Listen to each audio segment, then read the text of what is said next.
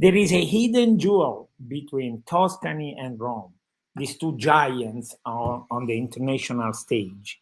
And this little land is called Tuscia. And to talk about Tuscia, I am very, very happy to have a dear friend of mine. Now we had the chance even to meet personally in the age of digital meeting. Here he is, Robert. Hi, Robert. How are you? Hi, Giulio. I'm doing very well. How are you? Well, I am happy and excited. Always things to do in Tuscia. Mhm. Today I had a lovely lunch with friends. We were on a sort of a big balcony terrace. We had antipasto, we had lasagne homemade, we Mm-hmm. had some meat on the charcoal, Yeah. and of course some salad with the best olive oil in the world. And then finally we ended up with a cake. It was too much, but it was fantastic. Does it sound familiar? Does it sound what It you're does. having I for feel lunch? like you're missing a little aperitivo, though. Maybe a Ay, little ay, sweet ay, ay, ay, over there. ay, ay. I feel like it's not, probably fruit was in there too. A whole kind of like Of serving of course, a fruit. fruit Yeah. salad, There's some always so much. Macedonia. Yeah. It sounds like you are very, very well versed with Tush habits. I think so. Yeah, I've been here for a bit now. Okay, tell us. I want to know who is Robert, why Tusha, and so forth. Just give us a brief version of your personal Sure. story. Yeah. So I originally from Long Island, New York. And I was running a company there, a design company, and we sponsored an art show in Manhattan. And so at the end of the night, kind of everyone's kind of leaving. I ended up locking eyes with a Italian girl, and I hit it off, and we kind of it was just meant to be at that point in time. Fast forward a few years, we decided to, because I was working remotely anyway for the most part, I just decided to say, let me try Italy. Why not? And when I came here and visited, and I got to see your family, got to see like the area, I got to see like see some things that are around. I mean, even this painting behind me is Civita. It's also when you're from your intro video. This is where my wife's Oh yeah. mother was born and lived. Um, Oh, that's great. I didn't know I was that. blown away by the introduction to this area. I've been to Rome before, but I never saw really the countryside, and there's all these little gems around and stuff like that. So it was just kind of I fell in love right away. So anyways, now I've been here. We had a baby here, Theodore, and I've been here for about 7 years, and so I think I've gotten a good sense of the Tusha life. So, what would you say? Is it the right place to raise a family? Is it the right place to retire? What would you say? So I always thought I would come here and move to Rome. Obviously, my position now is creative director. I do a bunch of like technical work, design wise and stuff. I thought I would have to move to Milan or I'd have to go to Rome. Um, After kind of spending some time in Rome and then spending some time in Bomarzo and kind of like the Viterbo and these areas, it was a much better place to raise family. I mean, I think Rome is really beautiful. It's a nice place to be, but you kind of get this mixed culture vibe where you don't really get the real good stuff that people are hiding. Everything comes into Rome from here, So why not just stay here and then we have you have more community, you have more open space, you have like a lot of beautiful things. My neighbors bring over the olive oil, they bring over like just everything from the garden. Like every other day they have too much. Here's some lemons, here's some tomatoes, here's some this, here's some that. uh it's I didn't get that vibe from Rome. It was more like I'm stuck on the train, I'm going to work, blah blah blah blah blah. It seems more like day-to-day life in New York. So when I came to in and absorbed the Tusha kind of zone, that felt more at home. I am with you 100%. I am in LA. I live in LA, but I come here every time I have a chance. Mm. What I usually say to my friend in LA is when I go from point A to point B, walking in the street, maybe 300 feet, and then somebody says, "Hey, Giulio, let's have coffee," right? That Yeah. never happens in LA. Never. There is just no freaking chance in Yeah. hell, right? Even And yeah, you'd be lucky if you even have something to walk to within 300 meters. Yeah, that is true. yeah. Okay, so let's forward. Let's fast forward to something I want to show. So would you give me your patient just for a long second?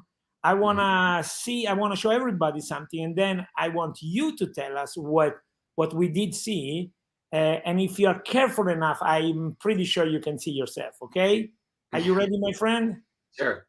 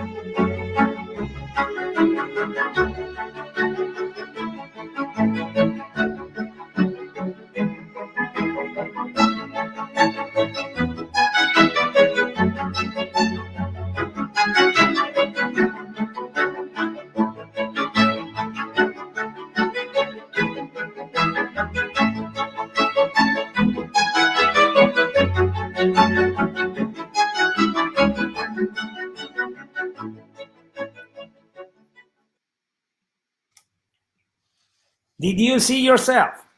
I did. I was in there 2 times. Correct.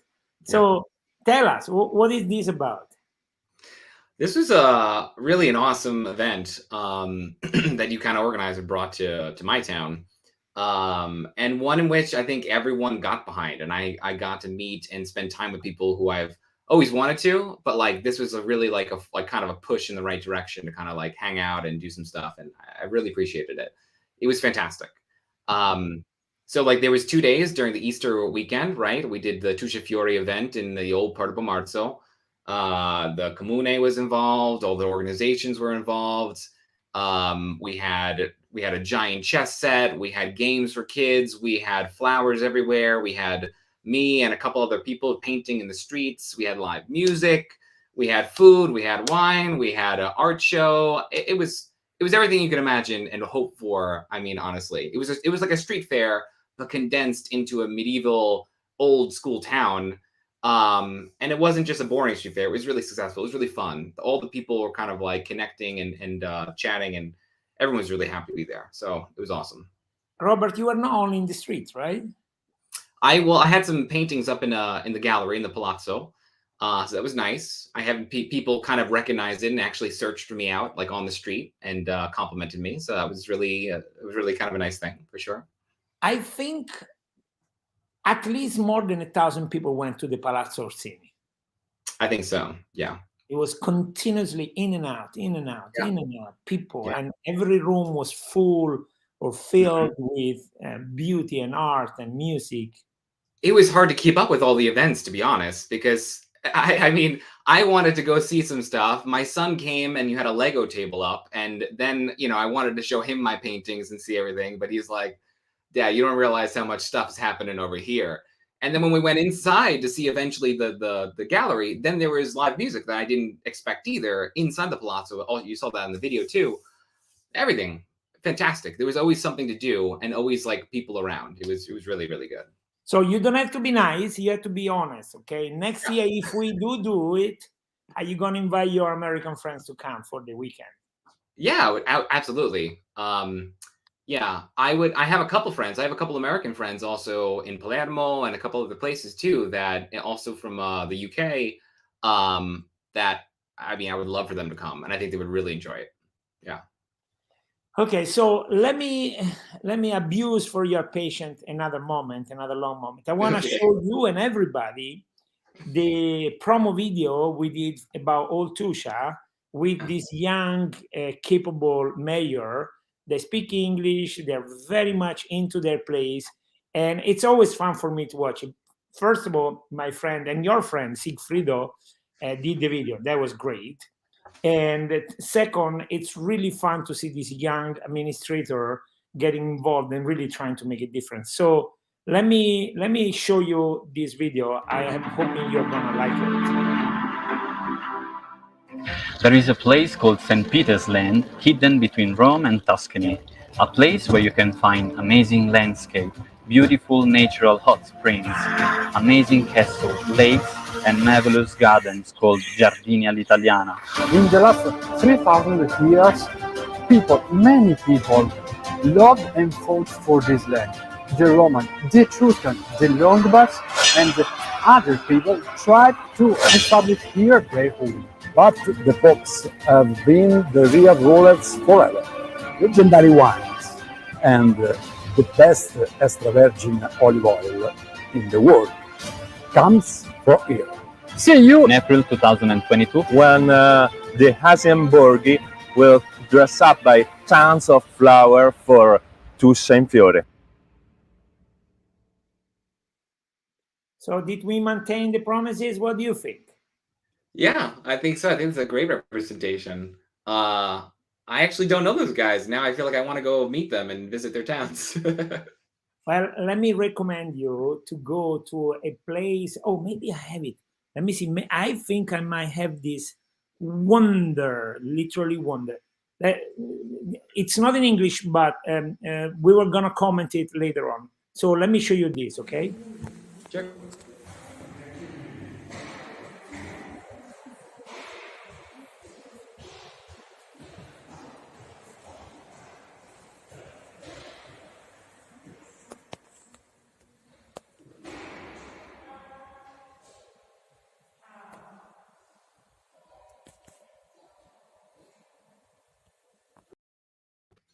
This is in Bassano Romano, the first borgo of Tuscia in Fiore, and this is from Michelangelo. And when he was almost done, he discovered the vein here on the right side of the cheek. Did you notice? No, I didn't actually. I'm gonna try to go directly to that spot.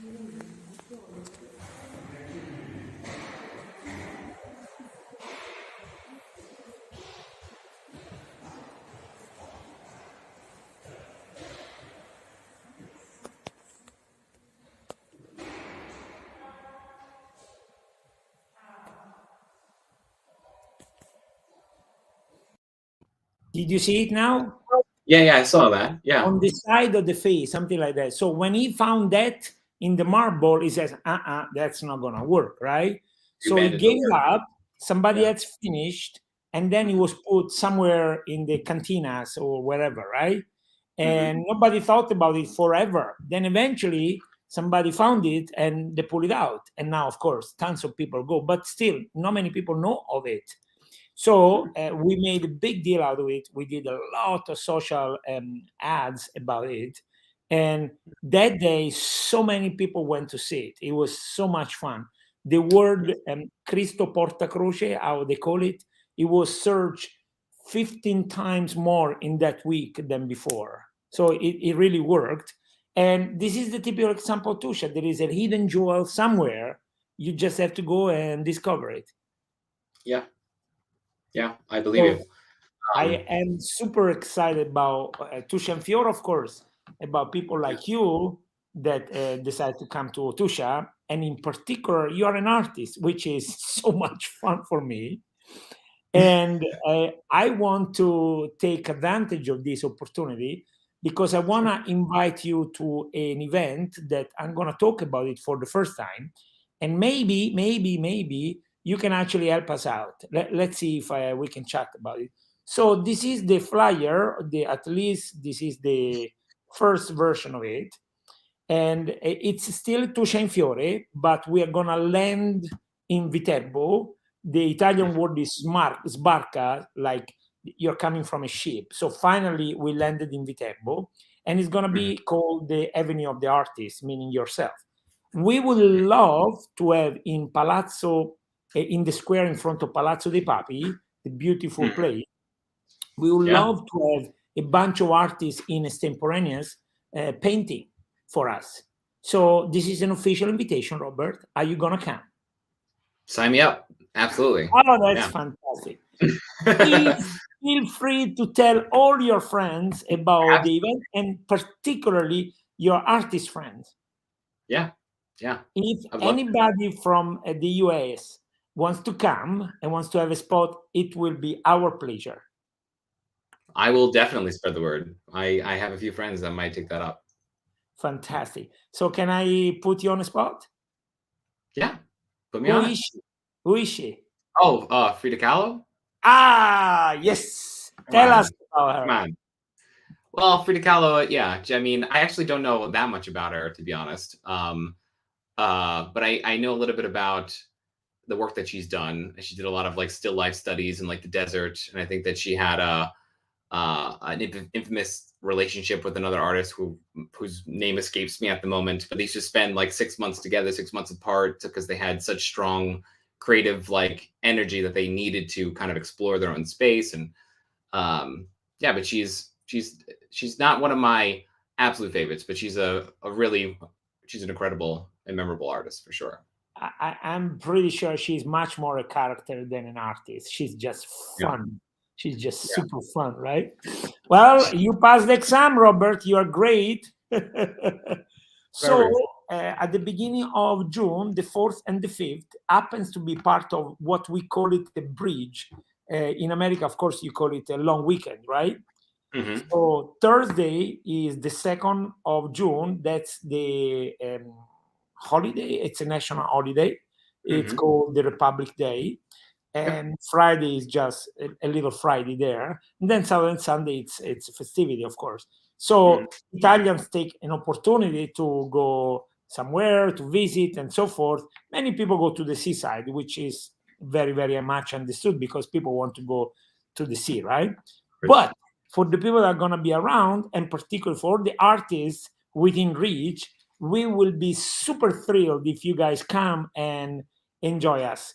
On top of the artists at the center of the square, I want to create a little sort of tour where you can see a little bit of Bomarzo, a little bit of Onano, a little bit of Villa San Giovanni and so forth. Because as of now, in Viterbo, there is not a bed available. It's completely sold out. So there are going to be tourists from all over.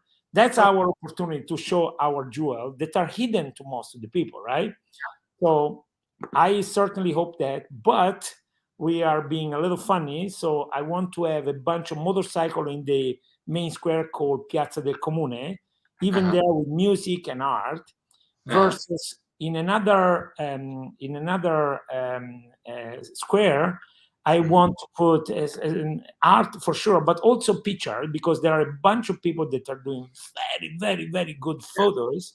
Yeah. So I want to give them an opportunity, as well as putting some music and so forth. So in the middle, in the streets, the merchants decide to buy a bunch of flour. So hopefully Viterbo is going to be really beautiful to see. So I really look forward, as well as I am hoping that many people will come and will say, wow, Viterbo is beautiful. Yeah, I'm sure they will. The people who come, people who don't come are going to be missing out. That's for sure. Yeah. Particularly your painting, because you're great. You got to stop by. If anyone's listening, you got to stop by and hang out for a minute. So, Robert, how do they find your work? Give them. I do have a website. Yeah, I don't know. I could put it on a chat or something. But it's if you search my name, Robert Vanderhoff, you'll find R. Vanderhoff. You know what? If you tell me, I can write it. Sure. Go for it. It's R. Vanderhoff, r.com. Just put in the chat. Are you writing on the private chat? Oh, that's a good idea. That's perfect. Let me get this. Then I can put it on. That's a very good idea. I was going to take forever to. Thank you, Robert. Yeah, that's no problem. Yeah. I mean, I'm used to Italians not knowing how to spell my name. So, yes. Vanderhoff is not usually. Is that correct? That is correct. Yeah. Perfect. Yeah. So let's leave it there as long as we chat, and everybody has a chance to see Robert's work. But let me ask this kind of funny question. So, how do you define yourself? Are you a businessman or are you an artist? That is a personal struggle that still, like, it's always painful to think about. I'd like to be an artist. I think I have to admit that I'm not. I'm more, because I studied art and then got into like programming, because my brother is like a mobile developer, and he still lives in New York City. He's doing all kinds of really great stuff for big companies. And he kind of pushed me in that direction to do like websites and stuff. And then I started doing websites. So I had to do marketing, and then I made my own companies. Then I had to do print and, promotional, and I've been all over the place. And so my current role, I'm a creative director at a tech startup. And so I find myself using all of those abilities that I've had together, and directing the workflow there. But whenever I can, and hopefully more and more often now, trying to find some time to paint, and sometimes even occasionally play music too. Well, you kind of led me in a direction. I always say, because I'm not an artist, no? I always say it's not right to say, well, I'm an artist, but you guys don't understand me. As well as it's obviously true that in the 21st century, you have to be an artist that also knows about marketing. It sounds like you went to the next step. You are an artist and you have this background that allow you to make it in the right way in many other directions, which leads me to the point I want to make, which is I would love for the school to teach art, because I think we are going to be better workers. We are going to be more well-rounded people. We're going to produce better work. So I'm basically what I'm asking you, do you see art as being part of your any rational background that made a difference in your work? Well, that's no question. Yes, absolutely. Yeah. I used to spend a lot of time, even when I was working full time and had a company. I was still, when I was single, before I had a wife, you know what I mean? Back in the day when I had more time, I was spending probably 12 hours a week drawing live models, nude models, because I had an art teacher back then. It was more of like a collective studio. It wasn't really him teaching. It was a place where we were communally draw and critique each other to grow. We had all different people in different backgrounds coming in to do drawing, and for like 8-hour sessions. And then we would critique our work for 2 hours after. Long, long days. Beautiful, incredible experience that I wouldn't trade for anything. And I think a lot of the critiquing and discussing and exploring has led to success in my business career. It's being able to manage people, being able to give feedback, being able to precisely describe what I'm struggling with and what I need to work on, or the same to others, I have only one issue. Why do you say you're not an artist? Because I don't do it for a living, I'd say. If I would consider myself an artist if I say quit my job and just paint painted. Well, that's a fair point, But at the same time, I want to push back a little bit. No, I think an artist is somebody that does and enjoy art. Yeah. And it happens that some of us, like in anything, some of us is percent, 2, 3, 4, 5%, 0.3, whatever, make it in that field. Like I wanted to be a soccer player and play in Serie A. No, it didn't work for me. I didn't have it. Am I a player? Yeah. If there is a ball in front of me, I'm gonna go for it, right? So doesn't mean I'm not a soccer player. I'm not. By that definition, yes, I would consider myself an artist. Yeah. Yeah, for sure. The only thing is you're not a professional artist, which it's not even necessarily the best part of it, because I have sold paintings though before. It's not that I haven't. Just so not. I'm not somewhere. You're somewhere in between. Little gray area. Yeah. Yes, and also you do sell your stuff because you have an art background, right? So I don't think it's a clear-cut kind of thing. I really don't believe so. And to be completely honest, we don't know if you're going to make it big one way or another. Maybe in 100 or 200 years, we will know for sure. But hey. Hopefully a little sooner. Yeah. Well, history is full of people that made it big after their death, right? Yeah, that's true. That's true. No? Soccer player is different. You have to make it through. Yeah, that's right. So there is a difference. But art, I'm trained as a mathematician, right? And I always give this example. Oh, Francesco says, hello, guys. So I always give this example. In 1860, a mathematician named Boole kind of went crazy, and he published a paper saying on the mathematics on 0 and 1. And people say, well, okay, he went a little off the tangent. 6 months later, he wrote another paper more on the mathematics of 0 and 1, right? Okay. And everybody got convinced he was crazy, right? Nowadays, if his Earth had registered the mathematics, they would be beyond reach, right? Because every computer uses that mathematics. The So even binary. for mathematics, you don't know when something is going to be used. And art, who knows when your art is going to be recognized and so forth, right? So I don't know why you call yourself not an artist. So please stop. Okay, I'm an artist now. And if you have you remind me of a quick story, or a quick something to note real quick. But Salvador Dali came to Bomarzo to see the Park of the Monsters when it was revealed, when it was kind of rediscovered, as you said, like a jewel that was lost. What's up, guys? Enzo, we're gonna check. I want to see your work, bro. Do you know Enzo? Do you know Enzo? No, I don't think you know. No.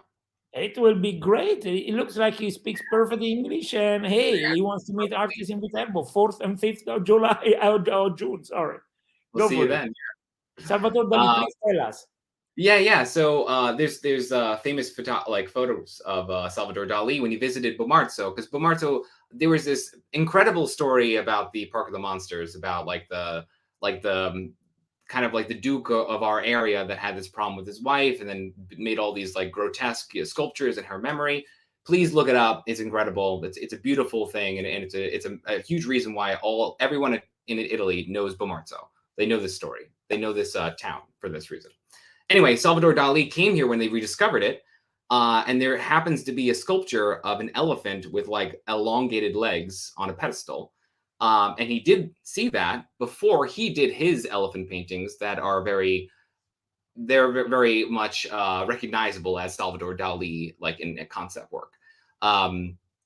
So it's just kind of a beautiful thing. Like you said, you never know. That guy, that artist that created that elephant sculpture didn't realize he might influence one of the most important, contemporary painters. That's 500 years later. Yes, yeah. That's right. And I want you to say something, because my daughter is 14, your kid is young, right? We really need to have art taught in school, because we don't want to take it away from our kids. We don't want to take it away from the society coming up, right? Yeah. It's really important. Please make a point, because you are using the art background you have every single day in your work. Please make a point. Yeah, I mean, I don't think that. Creative thinking. Every single problem is a creative problem. There is no problem that is just a formula where you learn. Besides maybe math and science, in real life, our problems aren't black and white like math. Usually, they're usually the best worst answer to pick. And finding creative solutions to solve your problems, and being able to express yourself, and not be afraid to go outside the box, and be able to like create things with your hands, with your mind, with different tools around you. It creates an ability for sure for people to succeed. I absolutely 100% agree to that. Everyone should have that training, some training like that. I couldn't agree more, my friend. I really couldn't agree more. So let me show you just a quick spot for Tuscia. This one is in Italian, but maybe we can just say a few words afterwards. I'm sure you can translate, okay? So pay attention, Robert? Dalle esplosioni vulcaniche primordiali, acque magiche e borghi arroccati. Aprile 2022, dal peperino ai fiori. Tuscia in fiore. La primavera arriva presto in Tuscia. So what does he say?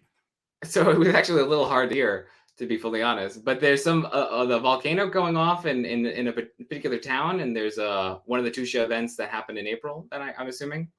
Well, this land is a volcanic land, right? So there was a volcano here. So you get lakes, and you have these hot springs that are fantastic, as well as you get this land that is very, very good naturally in producing the great olive oil that you know of.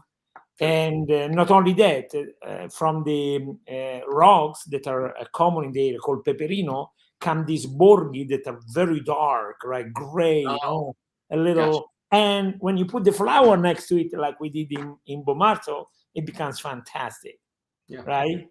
Yeah. So that's the message. It's a nice land. We just put flowers. It becomes great. And we definitely want people to come for a few days and have a chance to go and visit the hot spring and the lakes and the borghi, because they are really, really beautiful. Yeah, especially the one, there's multiple in Viterbo that are incredible. So if everyone's coming for the weekend to see the artist paint that weekend, stop at the hot springs. We always recommend to come 4 days in Viterbo. The first day, you can choose to go, for example, Bomarzo, Caprarola, Civita. Then you come for the festival in Viterbo. And then on Monday, you can go to the Terme, for example, or you can go to the lake because it's going to be summer, right? So there are so many options, and every day you see different fantastic things, and you go away with a bunch of memories that are going to motivate you to tell everybody and hopefully to come back. Absolutely. And if they come to Bomarzo, they're going to find you. Yeah, please. If someone's coming, reach out. Love to grab a drink or something. The webpage has been on for a while. Hopefully people are going to write it down and look you up. But definitely people like Enzo are going to look forward seeing you in June. So I am going to count you in. Please spread the word. I will. Happy to. Okay, Robert. It has been a pleasure as always. I'm sorry your wife is a little sick under the weather today. That's okay. Wish her well. Take care of her. That goes through the barrier of languages and nationality. Take care of your wife. Certo. I will. Very good. Okay, my friend. I wish you the best, and I will talk to you soon. And definitely I'm going to see you in Viterbo. Okay? Beautiful. See you soon. Bye bye. Regista, com'è andata oggi? Bene, benissimo, come sempre. Ci vediamo alla prossima, Giulio. Dalla Tuscia